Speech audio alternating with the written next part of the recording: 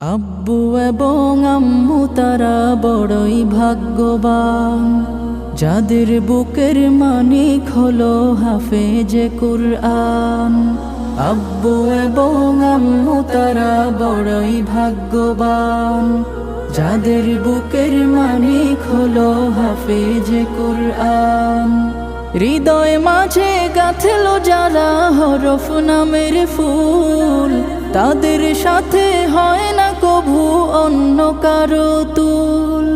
হৃদয় মাঝে গাঁথলো যারা হরফ নামের ফুল, তাদের সাথে হয় না কভু অন্য কারো তুল। রবের কাছে